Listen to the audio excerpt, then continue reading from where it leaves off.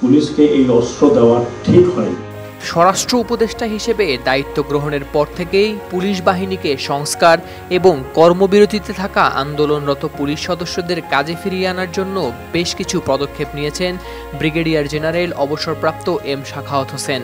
তার প্রতিশ্রুতি পাওয়ার পরই পুলিশ সদস্যরা নতুন উদ্যমে কাজ শুরু করেছেন। সাখাওয়াত হোসেন একজন সামরিক ব্যক্তিত্ব, লেখক এবং বাংলাদেশের সাবেক নির্বাচন কমিশনার। 1948 সালের 1 ফেব্রুয়ারি বরিশালে জন্মগ্রহণ করেন তিনি। 2007 থেকে 2012 সাল পর্যন্ত তিনি নির্বাচন কমিশনার হিসেবে দায়িত্ব পালন করেছেন। এছাড়াও তিনি বাংলাদেশ সেনাবাহিনীর একজন অবসরপ্রাপ্ত ব্রিগেডিয়ার জেনারেল। আমাদের দেশের এই সমস্ত ঘটনা আমি যদি এক কথায় বলি, আপনারা আমার কথা অনেক শুনেছেন গত 15 বছর, তারও আগে 20 বছর ইলেকশন কমিশন থাকতে আরো 5 বছর শুনেছেন। একটা রাষ্ট্র এভাবে চলে না। সাখাওয়াত হোসেন 1966 সালে তৎকালীন পাকিস্তান সেনাবাহিনীতে যোগ দেন।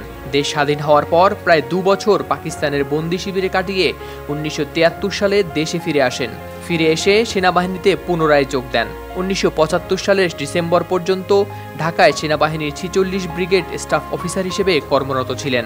পরবর্তীতে 1979 থেকে 81 সালে তিনি ঢাকায় সেনা সদরে গুরুত্বপূর্ণ পদে অপারেশন ডাইরেক্টরের দায়িত্ব পালন করেন। এছাড়া তিনি বাংলাদেশের ডিফেন্স সার্ভিসে কমান্ড অ্যান্ড স্টাফ কলেজে কৃতিত্বের সঙ্গে প্রশিক্ষণ সম্পন্ন করেন এবং দ্বিতীয়বারের মতো যুক্তরাষ্ট্রের USA command and staff general college থেকে গ্রাজুয়েশন করেন। সাখাওয়াত হোসেন পাকিস্তানের ন্যাশনাল ডিফেন্স এডিসি ইসলামাবাদ ইউনিভার্সিটির তত্ত্বাবধানে স্ট্র্যাটেজিক স্টাডিজে মাস্টার্স ডিগ্রি অর্জন করেন এবং 2011 সালে বাংলাদেশ ইউনিভার্সিটি অব প্রফেশনালস থেকে এমফিল ডিগ্রি লাভ করেন।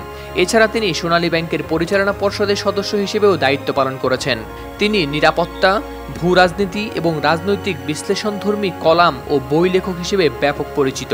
দেশি বিদেশি ইলেকট্রনিক মিডিয়ায় তিনি সুপ্রতিষ্ঠিত একজন বিশ্লেষক। 2007 সালের 14 ফেব্রুয়ারি থেকে 2012 সালের 14 ফেব্রুয়ারি পর্যন্ত তিনি বাংলাদেশ নির্বাচন কমিশনের কমিশনার হিসেবে দায়িত্ব পালন করেন।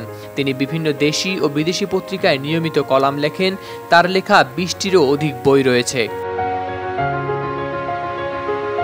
হাওলাদার শামীম, RTV।